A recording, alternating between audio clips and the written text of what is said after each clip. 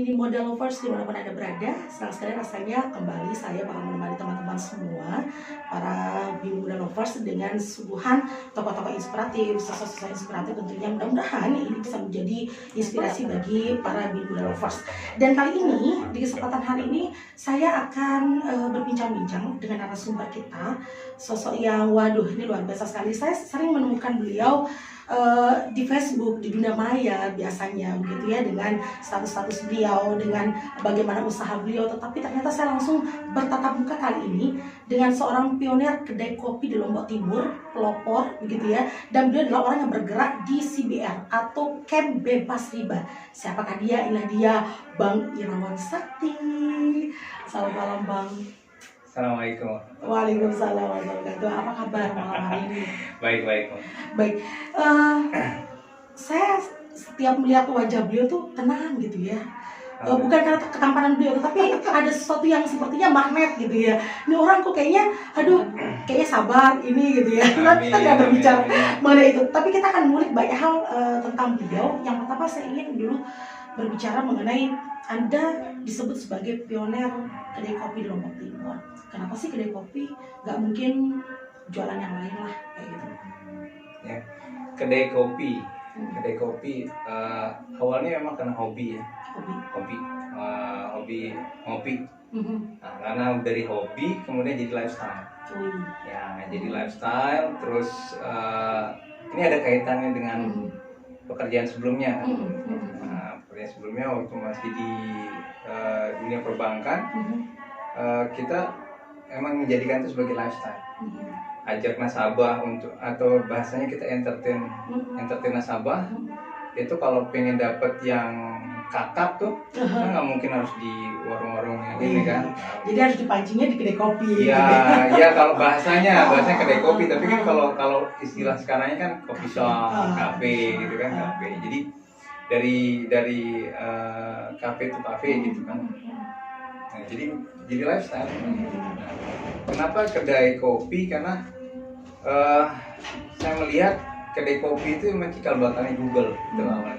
Jadi semua apa yang kita mau cari informasi biasanya ada di kedai kopi. Mulai dari urusan rumah tangga sampai urusan negara ya itu, urusan gosip semua ada. Jadi udah kita coba ke kedai kopi itu jadi. Kenapa namanya Seko? Iya. Seruni kopi. Ya, karena awalnya letaknya di Seruni begitu ya. Letaknya di Seruni, di Jalan Seruni. Awalnya banyak sih, banyak ide, mulai dari kafe apa gitu. Banyak sekali, banyak masukan. Tapi yang ngotot itu sebenarnya orang tua. Biasanya tuh kalau orang bikin tempat itu yang terkenal tuh kalau pakai nama tempat berdirinya. Beragam gitu ya. Ini udah banyak ini Seruni kebetulan kalau di Lombok Timur atau di Selong kan udah sangat familiar tuh Seruni. Terus dan banyak juga ada beberapa kuliner juga di situ kan terkenal, ada pecel Seruni, ada salon Seruni gitu. Terus udah pakai Seruni aja. Cuma emang nolak juga sih sebenarnya awalnya nolak. Seruni mau nongkrong di mana? Seruni kopi. Secara strategi bisnis atau ilmu untuk teori pemilihan nama gitu tuh kan kayaknya terlalu panjang tuh untuk diingat gitu. Ini kalau sudah bicara sama ahlinya gini ya, untuk sebuah nama saja tuh sudah dipertimbangkan dengan sangat matang gitu. Ya, jadi kan pengen banget tuh kayak misalnya biasa kalau di Mataram kan ada Jeko gitu kan, ada atau yang banyak. Jangan-jangan emang nurutin Jeko, makanya Seko gitu. Enggak, itu kebetulan aja sih. Kebetulan. Awalnya memang taat dulu sama kemauan orang tua kan. Biasanya ya udahlah ikutin, mungkin nanti ini ada hikmahnya gitu kan. Tapi sambil nyari Seko, Seruni kopi. Nongkrong di mana? Seruni kopi. Kayaknya terlalu nih. Jadi emang mikir banget gimana caranya biar bisa dapat nama yang singkat terus ada makna gitu di situ. Nggak sengaja singkat dapat juga tuh Seko gitu kan. Coba browsing di internet belum ada yang pakai gitu. Akhirnya udahlah bismillah, wah ternyata pakai nama Seko unik juga ya. dan enak, mudah diingat, Mudah pakai diingat, itu betul. aja. Tentu mengawali sesuatu kan satu tantangan yang luar biasa ya Luar Bang. biasa. Seperti apa sih kalau boleh cerita? Oke, ya kalau flashback lagi itu paling menyenangkan sih sebenarnya saya untuk ingat lagi sehingga tetap ininya ya, Nostalgia. ya girohnya ada gitu, Iya. semangatnya, karena momen paling enak itu sebenarnya dalam berusaha itu di merintisnya itu, Betul. merintisnya. Jadi waktu itu sih sebenarnya sudah nggak ada pilihan lain sebenarnya waktu itu.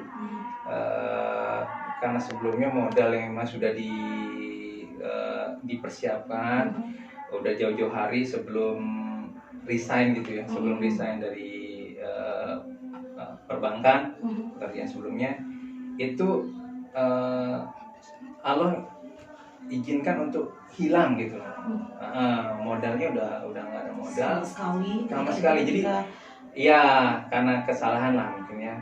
Jadi waktu itu memang pengennya instan, sementara waktu itu izin resignnya keluar, titip aja dulu ke teman gitu, ke teman, tapi ternyata teman ini kelola itu di forex, trading, karena kekurang ilmuwan mungkin ya, kekurang ilmuannya kita, dan mungkin niat kita juga pengen instan, jadi dalam waktu satu malam itu raib semua. Nah jadi udah ngapain lagi gitu kan? Bingung. Terus otomatis ketika itu merintis Siko dengan modal yang seadanya dong. Sangat. Kalau boleh tahu berapa awal? Di angka ratusan ribu rupiah saja. Oh iya, masuk ke inilah sekitar awalnya cuma 1 jutaan. 1 jutaan untuk sebuah kedai kopi. Otomatis kan belum tempat duduk, belum peralatan kopi yang itu uniknya. Itu uniknya di situ. Uniknya. Jadi karena nggak ada tidak ada harapan lagi dari modal gitu. Ibarat saya tuh berada di ini loh, di kayak jurang gitu ya, jurang yang di bawahnya jurang, di sini udah tebing gitu, nggak mampu lagi harus kemana. Nah, sementara ini udah ada truk gitu udah yang mau menabrak gitu, mau nggak mau Anda harus terjun gitu. Nah terjun nanti bagaimana kita untuk bisa survive di bawah gitu kan. Jadi satu-satunya kita punya waktu itu cuma garasi di rumah. Yang orang tua bilang udahlah, kalau emang nggak ada mampu untuk sewa tempat, udah pakai garasi aja. Ya udah, saya coba dari garasi. Kursinya dari mana? Kursi yang ada, kursi ruang tamu dikeluarin, izin sama orang tua kan, belum.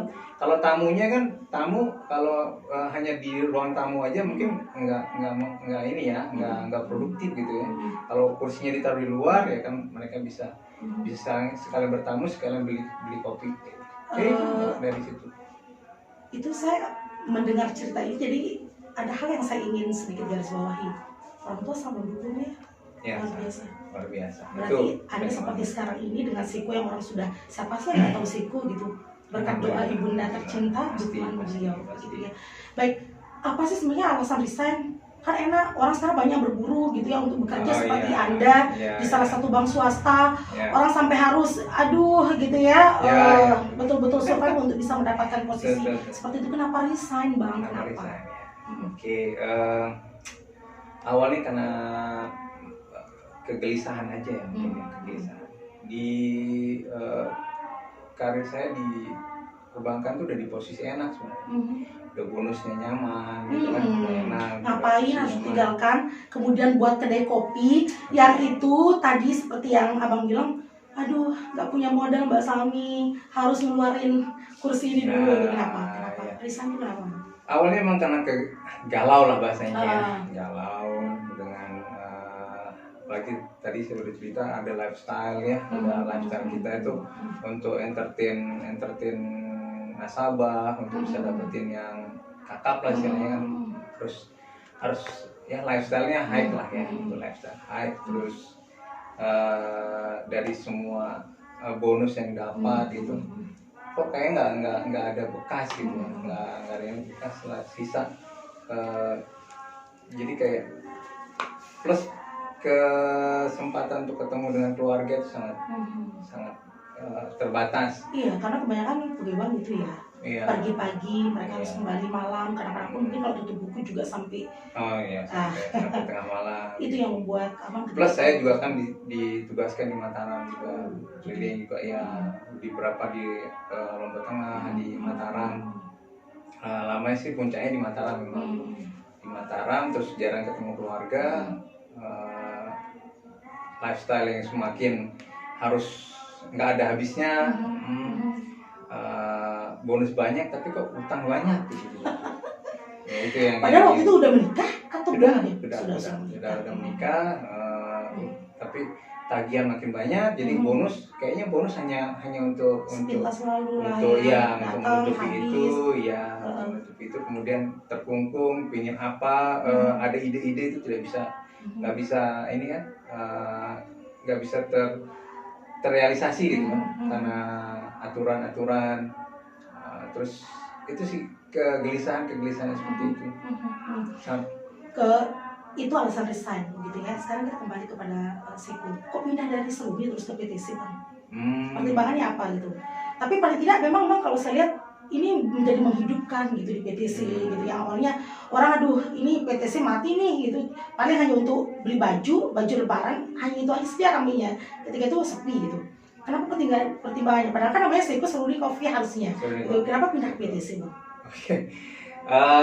Ya itu challenge sebenarnya buat saya juga challenge-nya.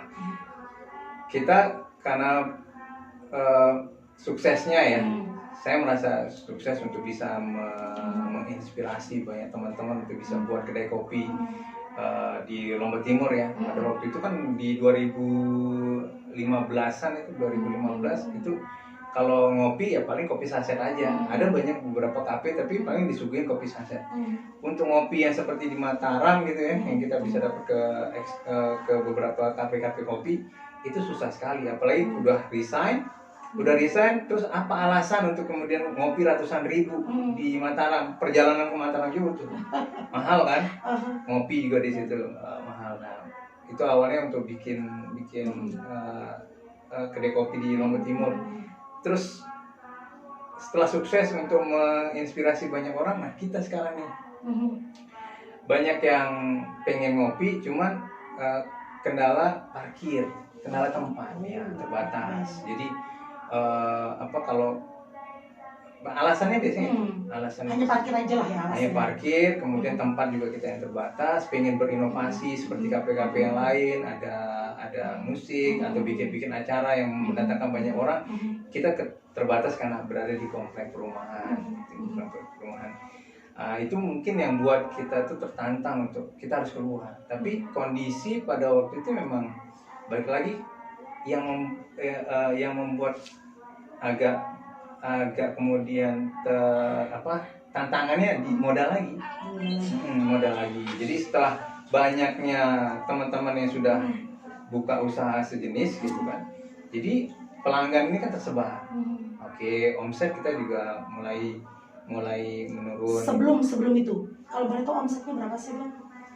Kalau waktu di Seruni, waktu di komplek, kalau untuk yang high seasonnya itu kalau pas lagi rame-ramenya itu. High season di bulan atau di minggu, di hari? Minggu ya. Minggu. Biasa malam minggu. Oh gitu. High seasonnya di situ lah ya. Saya pikir seperti dunia pariwisata yang high seasonnya itu bulan apa gitu. Enggak, itu minggu aja. Malam minggu. Biasanya berapa? Itu bisa tembus 2. Waktu di dalam komplek. 20 juta. 2 juta. Oh. Untuk kedai kecil ya. Tapi per minggu loh Bang. Ya, waktu itu kita masih sendiri ya. Sendiri. Setelah mulai banyak itu udah sedikit demi sedikit menurun. Ya, di bawah 1 juta. Di bawah 1 juta. Tapi untuk bisa lah Bang ya untuk bayar gaji karyawan. Ajaibnya di sana. Ajaibnya di situ. Ajaibnya di situ semua tercukupi. Ya, tercukupi, nggak kurang sedikit pun. Tercukupi semuanya. Tapi kita punya target kan kalau untuk dunia bisnis itu harus tumbuh kan, harus berkembang. Tapi bagaimana dengan modal? Sementara kita sudah punya niat, sudah bertekad gitu ya. Tidak akan ada namanya riba di antara kita gitu. Jangan ada riba di antara kita. Tapi kan Bang, PT saya sepi loh waktu itu. Ya. Orang jarang berkunjung. Betul. kenapa memilih tidak di tempat lain? Justru dengan abang tadi bilang bahwa ketika di Seruni terus banyak juga yang kompetitor lah, kita bilang begitu ya, kompetitor, sehingga omset juga turun. Tapi kalau memilih di PTC yang sepi gitu, apa pertimbangannya sih sebenarnya ketika itu selain parkir, mungkin tempat yang luas, apalagi mungkin agar lebih di pusat kotakah lagi, atau di dekat dengan jalan raya, atau bagaimana ketika itu? Challenge sebenarnya ya awalnya. Cuma challenge itu aja. Challenge karena waktu di Seruni orang bilang ngapain sih di komplek? Oh, gitu. Ada nggak yang mau nyari sampai jauh-jauh kayak gitu kan? Mau beli kopi di dalam komplek ada nggak? Alhamdulillah ada. 3 tahun kita bertahan di situ, tumbuh, kemudian belajar banyak di situ. Nah sekarang challenge-nya untuk yang di PTC. Banyak yang nanya, PTC itu sepi banget. Iya kan sepi. PTC sepi, tempat jin buang anak. Ngapain? Sampai ada yang bilang gitu ya. Ngapain di situ? Itu usaha-usaha. Bukannya malah lebih sulit lagi kalau sebelumnya aja yang dengan kompetitor tuh bisa turun omset gitu, apalagi di tempat yang sepi kan. Oke. Di situ punya keyakinan gini. Mindset dulu yang kita bangun. Mindset, kemudian kita punya ada yang memang bisa kita tampilkan gitu ya ke orang. Banyak yang nanya, kira-kira kalau di situ tuh apa sih yang membuat orang itu mau datang jauh-jauh ke PTC, keluar kota lah katanya kan, di pinggir kota gitu untuk mau ngopi ke PTC itu apa sih daya tariknya? Saya bilang Seiko. Ya itu daya tariknya Seiko. Nama kami yang orang sudah tahu gitu. Ya, saya kan daya tariknya Seiko. Nah, Seiko. Iya boleh lah, mungkin waktu itu boleh. Ya berawal dari kebanggaan dulu. Kita punya mindset positif. Mindset positif, kemudian saya lihat juga potensi di secara letak juga sangat strategis. Saya yakin di situ. Jadi mindset positif itu dulu yang kita bangun. Saya bilang kalau di Seruni aja yang di dalam komplek kita bisa, apalagi yang ada di luar nih, yang berada di tengah-tengah gitu ya, depan traffic lagi kan, semua orang pasti akan melihat jalan raya, insya Allah lah, izin Allah pasti bisa. Gitu ya. Mindset dulu. Begitu sangat optimis gitu ya ketika itu. Dan apa yang terjadi? Alhamdulillah. Sesuaikah dengan ekspektasi atau justru aduh celaka nih, mungkin menyesali kenapa sih saya pindah gitu? Alhamdulillah. Enggak lah ya. Alhamdulillah. Ya. Alhamdulillah. Justru lebih baik. Alhamdulillah, lonjakan positif lah. Lonjakan positif. Alhamdulillah. Jadi memang kan perlu bahasa yang hijrah itu yang perlu ya. Iya kan? Itu. Nanti saya juga akan bicara mengenai Bang. Segmen ini akan saya bercerita juga mengenai hijrah itu Bang. Gitu. Tapi sebelumnya saya dapat cerita bahwa katanya di awal-awal kemunculan Seiko pegawainya ABK, anak berkebutuhan khusus. Tunawicara, tunarungu, bicaranya gimana Bang? Ketika mau bilang kopi 1, 2, gimana Bang? Gitu. Iya. Kenapa? Apa alasan? Jadi alasannya sebenarnya niat awal kita membangun usaha. Niat bangun usaha setelah tahu bahwa apa yang selama ini bikin gundah gulana gitu, yang bikin yang selama ini ternyata yang kelihatannya gemerlap, kelihatannya sukses, berprestasi, dilulukan gitu di kantor dengan bonus yang banyak, ternyata hanya meninggalkan tinggalan hanya tagihan hutang aja ya, tagihan hutang dari lifestyle yang sebelumnya. Jadi waktu itu pengen nih kalau pengen berusaha, saya pengen punya usaha yang saya tuh bisa banyak manfaat untuk orang lain, gitu, pengen banyak manfaat, apalagi kita banyak. Jadi setelah keluar dari perbankan itu kemudian banyak bertemu dengan orang-orang soleh, orang-orang baik, orang-orang yang mungkin memberikan banyak pengetahuan ya. Walaupun memang basicnya saya dulu di pondok pesantren, tapi kan nggak mempelajari tentang riba. Nggak semua kita pelajari. Nggak sedalam itu. Dan mungkin tidak juga menjadi satu kesadaran di kita. Ya udah, bagi kita walaupun kita mungkin anak sebagian orang yang pernah mengenyam pendidikan di pondok, ya apa sih bank ini boleh kok. Mungkin tidak sesampai kita mengatakan bahwa itu riba gitu ya. Jadi gitu, dan terus kemudian banyak diskus juga dengan teman-teman yang kita banyak berbicara masalah agama lah, sampai itu bar saya jadikan mimbar gitu. Saya punya keyakinan gitu, kalau misalnya saya hanya ingin dakwahnya, kita jadi tujuannya bisnis itu dakwah, bisnis sampingannya utamanya dakwah. Gitu, dakwah.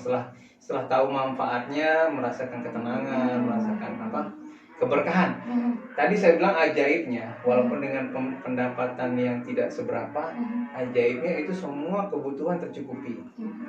Mau kebutuhan pribadi sampai kebutuhan istilah bahasanya mungkin yang tersier ya, mungkin ya, yang kebutuhan ini liburan sama pergi ke anak, hotel, pergi ke apa mana, maunya anak bisa tercukupi semua, biaya pendidikan apa semua, padahal omset ya seberapa. Seperti yang tadi abang Dan bilang. saya yakin di situ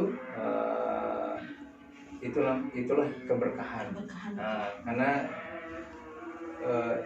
definisi berkah itu nambah. Jadi nambah tenang, nambah nyaman, nambah kesempatan untuk kita ibadah. Nah, itu yang ini. Terus salah satu juga tadi saya bilang, saya pengen di sisa usia ini pengen ada manfaat untuk banyak orang. Kan begitu di agama kita kan, manusia yang paling mulia yang bermanfaat, yang paling banyak manfaatnya orang lain. Itu yang saya sudah punya usaha, bisa menggunakan tenaga kerja, tapi kok kayaknya nggak lengkap. Sampai satu ketika saya mampir ke satu kedai lah ya, ke kedai es gitu. Es krim nggak? Es krim. Yang di dekat PTC ya? Ya, itu kan es krim. Iya. Di situ ini. Kepikir gitu ya? Kepikir. Luar biasa nih ownernya ya. Kok ada ya orang seperti sama bangsa juga ketika itu luar biasa, kok ada orang yang mau mempekerjakan adik-adik ABK ya, gitu, yang tentu saja tidak mudah dari segi komunikasi dan segala macam. Itu yang menginspirasi abang. Ya, saya bilang begitu. Bisa ya, langsung terinspirasi di situ, dan saya cari langsung, dan Allah pertemukan memang biasanya mereka ini ada kayak pentarjimnya, ada pendampingnya yang normal. Nah, nggak sengaja itu memang dipertemukan di satu kesempatan di taman ya, di Taman Tugu kalau misalnya. Dan tarjimnya langsung saya tanya di situ, dan mereka menceritakan tentang latar belakang mereka yang nyata mereka kurang banyak kurang ininya terutama perhatian pemerintah. Dan yang paling mengenaskan itu yang kita dapat dari petarjimnya, mereka ini saudara-saudara kita yang ABK ini, mereka dakwah itu sangat minim masuk ke mereka.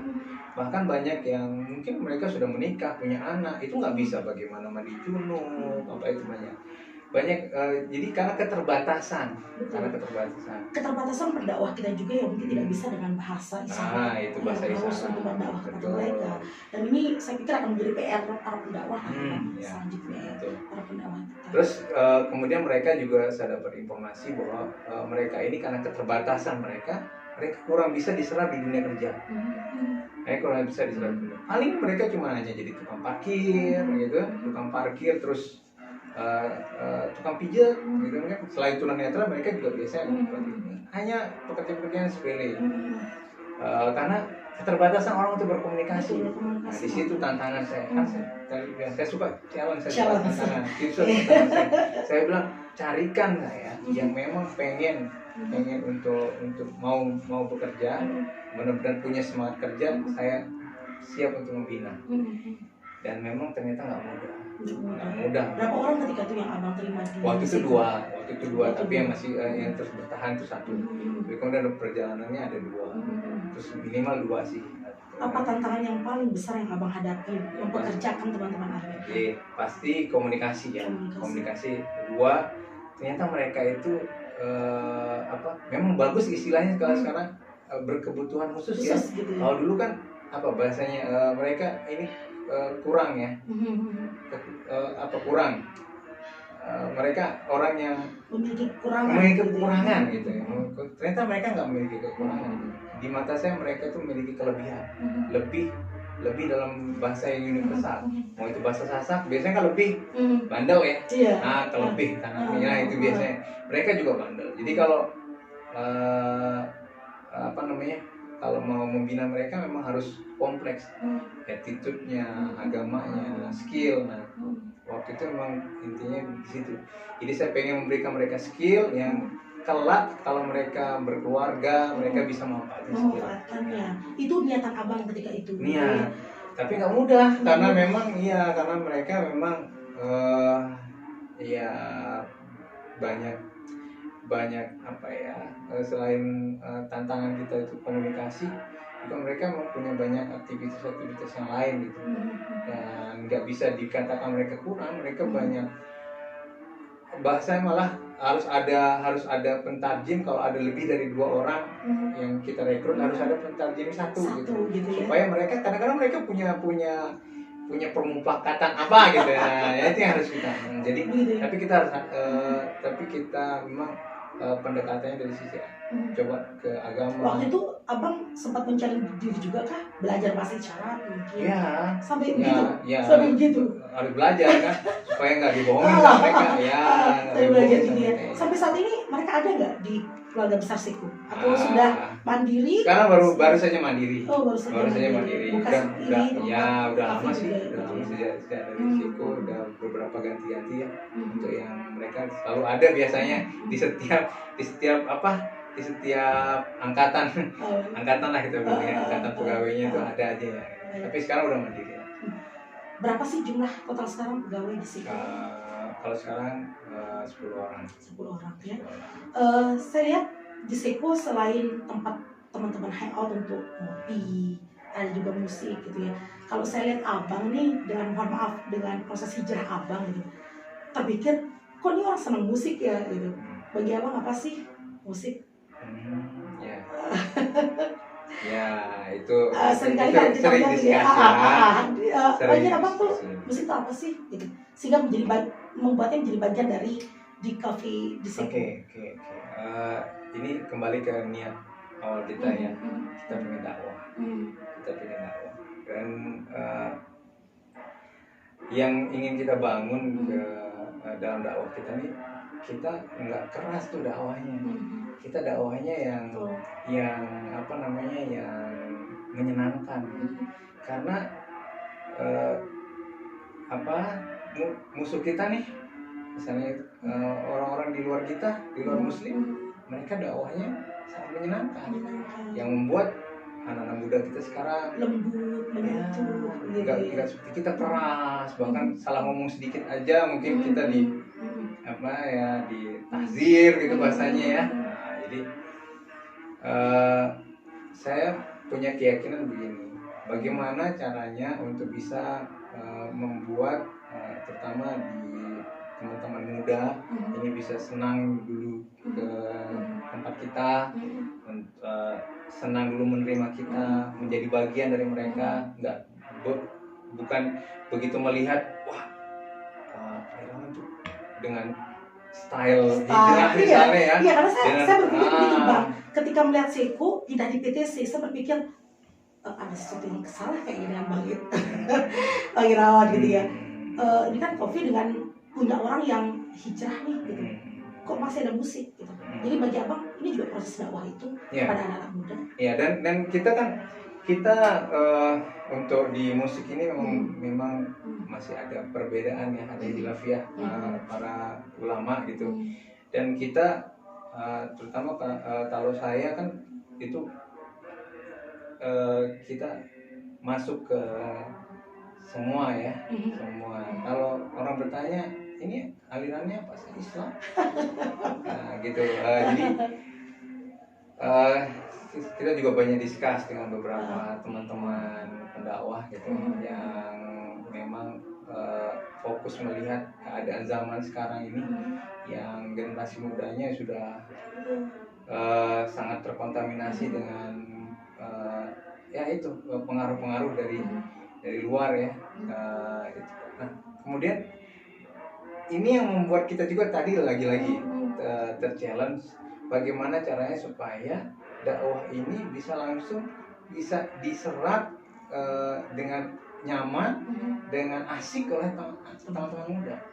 Terbukti sekarang kalau misalnya setelah mereka nyaman di kita, apapun yang kita ingin sampaikan ke mereka, baik itu tentang fikih, muamalah, bahkan banyak yang mereka enak aja, bang kalau misalnya untuk junub itu kayak gimana gitu, kalau misalnya itu enak tuh, banyak. Jadi teman-teman ini selain nongkrong di sana ngopi, abang juga diskusi dengan mereka tentang agama. Karena emang niatnya begitu dari awal. Dari awal kita bangun Seko di Seruni itu ngopi itu kita artikan tuh ngobrol perkara iman. Jadi kalau nongkrong di Seko itu bukan cuma dapat cerahnya dari kafenya,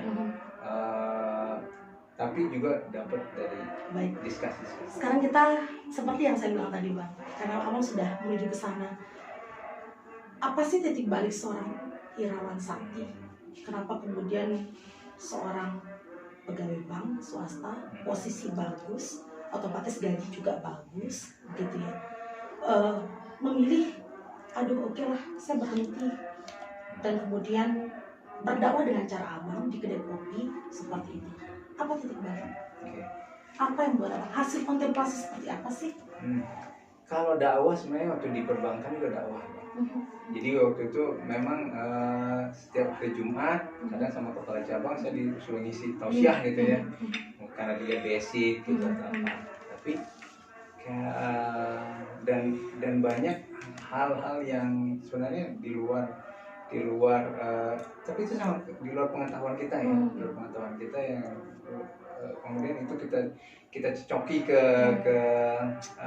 nasabah untuk satu target, ya suatu target bonus, target itu semua, target pencapaian kantor, sampai kemudian ya tadi itu ada kegalauan dan kegelisahan sampai ada satu kejadian lah di nah ini yang menarik. Jadi saya yakin pasti akan ada suatu peristiwa yang itu betul-betul menjadi pukulan buat Abang. Saya yakin itu apa itu? Ya. Jadi kalau di pencapaian target ya, kalau di kita waktu itu udah mencapai di top lah saya. Jadi semua yang ditargetkan oleh perusahaan waktu itu alhamdulillah bisa saya capai. Memang waktu itu saya mungkin basicnya orangnya pemimpi ya. Jadi pengen sesuatu itu mimpiin dulu terus harus. Mungkin itu juga yang buat karirnya, progres karirnya juga cukup bagus. Tapi dalam waktu yang sangat singkat itu semua terbalik gitu. Jadi target yang sudah tercapai itu sekejap saja itu langsung berjatuhan, jadi langsung hilang. Yang semula di Irawan Sakti itu di posisi top itu jadi langsung down gitu. Kenapa? Ya karena itu ada apa namanya? Masalah ada masalah. Di dalam. Ada masalah. Di kantor. Di kantor ya, di kantor ada masalah. Tapi itu dapat hikmahnya setelah keluar, ternyata emang itu jalan Allah sebenarnya untuk itu. Jadi emang benar-benar sampai harus ngumpet ya. Jadi sampai sebegitunya Abang, sampai yang bermasalah sampai ngumpet, nggak berani ketemu orang. Betul sampai. Berarti parah banget tuh kasusnya. Ya, tapi itu memang sesuai dengan aturan kantor sih. Ya, sesuai dengan aturan kantor. Karena kalau di akhir-akhir kan saya kelola untuk asuransi ya, untuk insuransinya. Jadi itu memang yang paling sulit memang jualannya kalau di perbankan. Insurans ya perlu bahasa marketing yang high ya untuk bisa menerjemahkannya kepada orang-orang awam gitu kan, memang sulit ya. Kalau skala target kita sudah dapat untuk miliaran sudah dapat.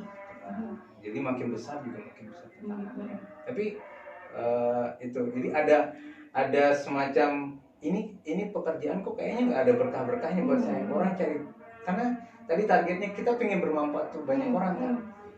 Tapi dengan pekerjaan ini kok sepertinya saya banyak merekrut musuh gitu. Ini seperti bom waktu yang akan meledak pada satu waktunya. Memang dapat bonus banyak, cuman nikmatinya nggak enak masuknya. Karena ini selalu kekurangan. Bahkan masalah ini juga membuat down banget. Down dan akhirnya finalnya itu resign, uang hilang. Uang yang memang modal untuk usaha itu uang hilang, jadi sangat-sangat terpuruk. Belum lagi harus dengan beban mental yang sebelumnya mungkin orang melihatnya kita sebagai eksekutif ya. Iya. Ya dengan dasinya, dengan sepatunya yang sepatunya. mengkilap gitu Ya, ya. sepatunya mengkilap. Lifestyle yang nongkrong di kafe Betul, gitu betul. ya, ketemu nasabah-nasabah mungkin yang wow, usaha mereka tuh udah sekelas ya, luar biasa lah ya. Tapi Bang, kalau saya boleh tahu, apa sih sesuatu yang salah pada perbankan sehingga Abang begitu gencar akhirnya punya menjadi penggerak camp bebas riba?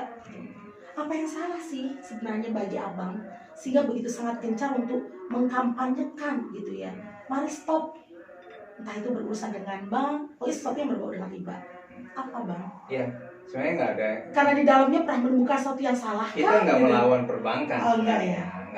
Nggak ada yang sangat nggak ada yang salah sebenarnya dari perbankan. Cuman kalau kita ini pejuang berkah gitu, kita mencari keberkahan, mencari keberkahan. Jadi waktu itu saya ingat, saya malu untuk menyatakan diri bahwa saya udah nggak di perbankan, beban mental. Orang taunya dengan seragamnya Pak Irawan tuh kerjanya di bank gitu ya, sukses.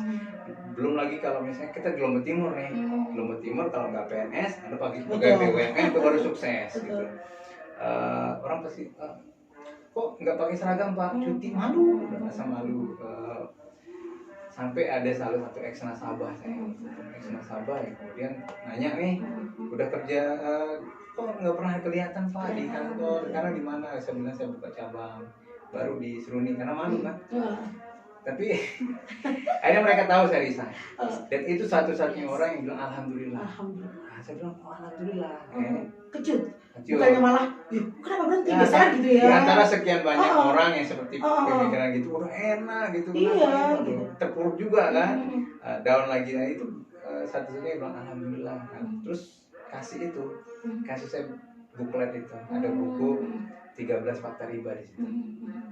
13 fakta riba, dan salah satunya memang ternyata kita hanya membaca saja di Al-Quran itu tanpa membaca tafsirnya mungkin ya, karena memang nggak ada kepentingan bahasanya, mungkin nggak ada kepentingan. Ngapain sih belajar kayak gitu kan, toh pakai kartu kredit enak ya, apalagi sekarang nih, apalagi istilahnya ada Shopee apa namanya, pay later gitu ya, benar. Kalau dulu buka dompet dengan bangganya itu berjejer sama kartu kredit gitu ya, kartu kredit mau masuk kemana udah aman aja gitu kan. Itu yang buat ternyata kok nggak ada berkahnya ya, tenangnya itu nggak ada. Langsung disuruh baca tentang 13 fakta riba, kira baru nyadar ternyata ini memang jalan Allah itu ya, caranya Allah itu nyentil gitu, nyentil, dan Allah tuh sayang sama kita. Oh ya, ternyata ini ya sumbernya yang nggak berkah. Kalau perbankannya enggak, saya masih pakai transaksi perbankan untuk transfer atau apa enggak. Cuman setelah kita pelajari lebih dalam tentang riba, salah satu definisi riba adalah segala transaksi yang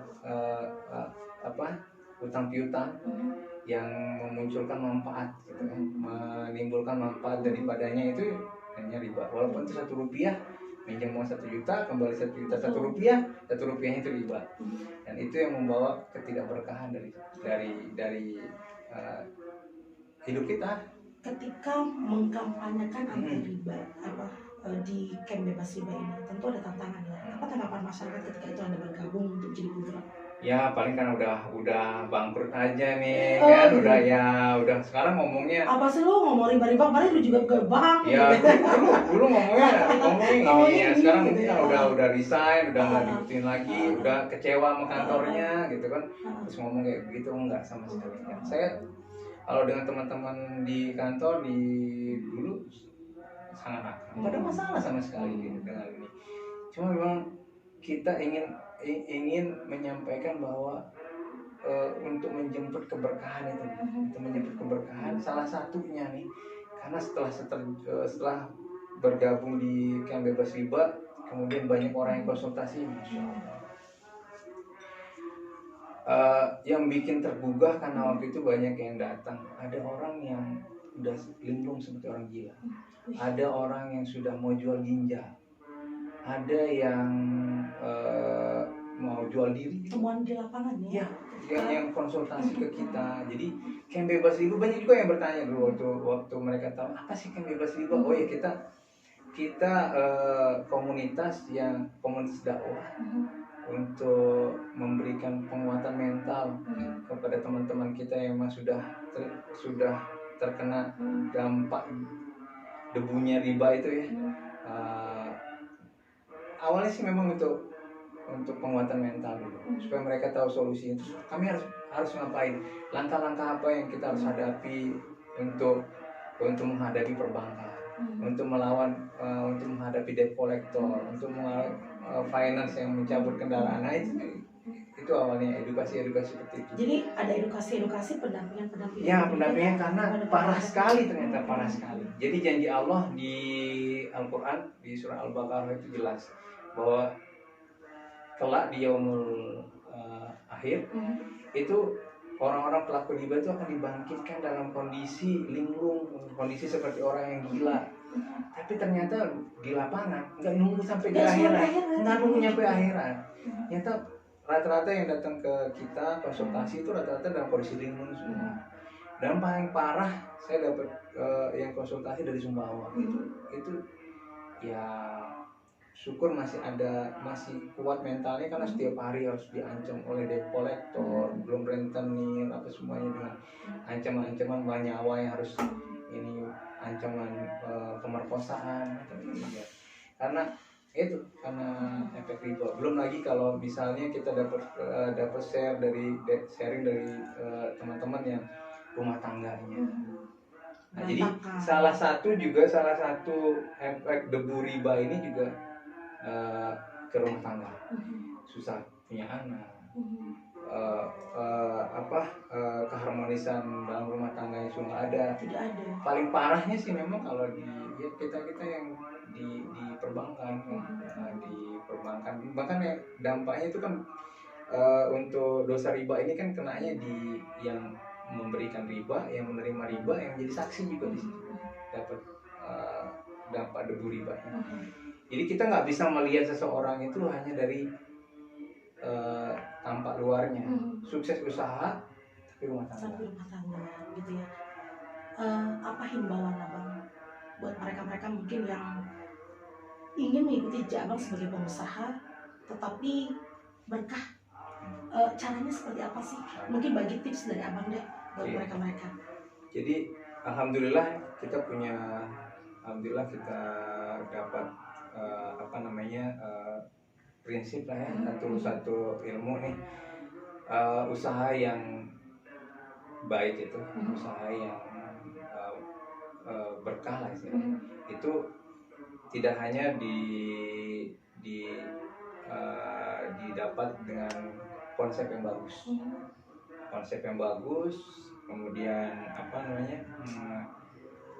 modal yang banyak gitu kan. Biasanya kan kalau orang mau bikin bisnis yang paling pertama modal gitu ya.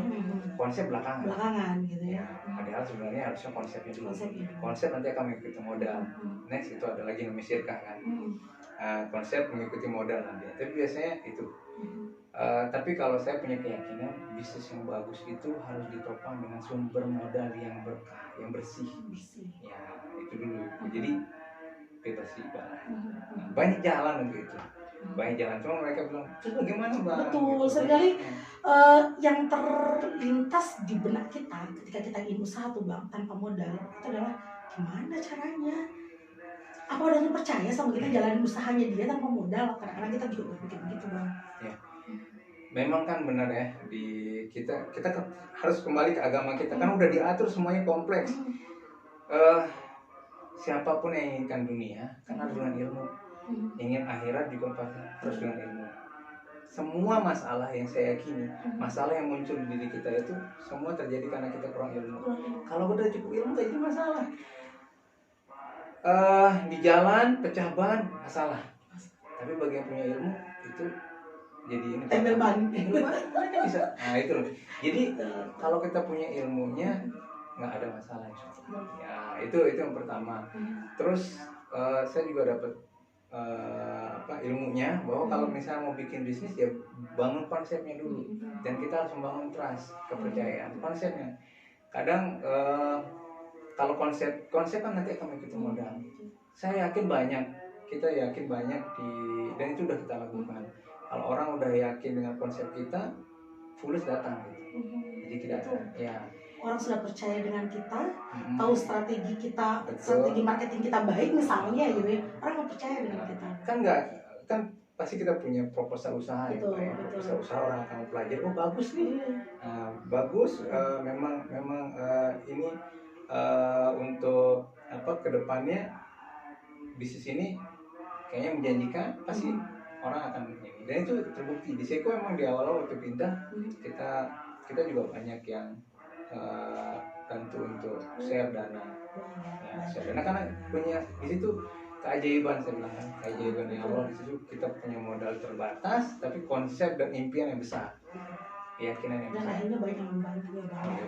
Luar biasa. Saya sekali berlama-lama Bang ngobrol, tapi saya sekali waktu kita Bang. Tapi saya sebagai terakhir Bang, saya ingin Anda menjawab beberapa pertanyaan sudah saya persiapkan dengan cepat tapi Bang. Ini adalah segmen di mana kita akan tanya. Tapi nggak ada bini mudanya kan? Nggak ada. Ini pertanyaan harus jawab cepat Bang. Oh gitu. Yang pertama Bang, kopi hitam atau kopi susu? Hitam. Pakai gula atau tidak? Tidak. Ngopi pagi atau malam? Seneng ngopi malam Bang. Biasanya sambil ngapain Bang? Biasanya sambil ngapain? Iya, kok banyak diskus biasanya. Oh gitu, baik. Sharing. Kopi atau lukisan Bang? Wah, berarti Yang mana? Salah satu. kopi deh. Kopi. Kenapa? Kan katanya sering juga ngelukis. Iya. Tapi lebih senang ngopi. Senang. Oke. PTC atau diseruni? PTC. Really? Ya, PTC. Kayaknya ragu-ragu banget Bang. PTC. Oh PTC. Baik. Senang di kafe atau di rumah? Rumah. Really? Ya. Punya anak berapa sih Bang? 2. 2. Istri? Satu.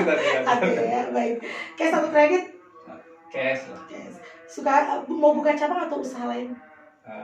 Cabang. Pengusaha atau politikus? Pengusaha. Kenapa Bang? Kenapa? Kan kalau jadi politikus enak, dakwahnya juga apa yang kemudian ingin dirubah tuh bisa dengan kekuatan tuh bisa dirubah. Konon begitu sih katanya teman-teman yang jadi politikus tuh, kenapa saya memilih ingin menjadi bupati, ini. Karena kalau saya menjadi punya kekuasaan, saya kan bisa merubah sesuatu yang tidak baik, sesuatu yang mungkar itu dengan kekuatan saya. Kenapa abang tidak mau jadi politikus? Tapi politikus kan cari pengusaha dulu. Begitu ya? Ya backup dulu. Cari pengusaha, banyak dari pengusaha. Jadi pengusaha dulu deh. Nanti dengan kemampuan kita pengusaha, kita jadi pengusaha yang sudah mampu, kita bisa support politikusnya. Oh iya sih, baik. Terima kasih Bang sudah gabung di Bini Muda. Kalau tadi abang nanya Bini Muda tuh apa? Bincang, inspiratif, menghibur dan apa adanya Bang. Terima kasih sudah mampir di Bini Muda. Terima kasih. Dan tentunya buat para Bini Muda lovers, mudah-mudahan ini bisa menginspirasi semua bagaimana perjalanan dari abang kita yang satu ini, owner Seiko, yaitu Abang Irawan Sakti. Ambil yang baik, tinggalkan yang buruk, gitu ya Bang ya. Mudah-mudahan, dan yang pastinya perbincangan kita yang apa adanya ini mudah-mudahan jadi ada apanya. Mudah-mudahan, amin. Terima kasih sekali lagi Bang, terima kasih. Dan sekali lagi tetap ikuti kami di Bini Muda Channel. Jangan lupa like, comment, subscribe, dan bagikan tentunya ya inspirasi-inspirasi menarik yang ada di Bini Muda Channel. Terima kasih. Sekian, wassalamualaikum warahmatullahi wabarakatuh, dan sampai jumpa. Terima kasih.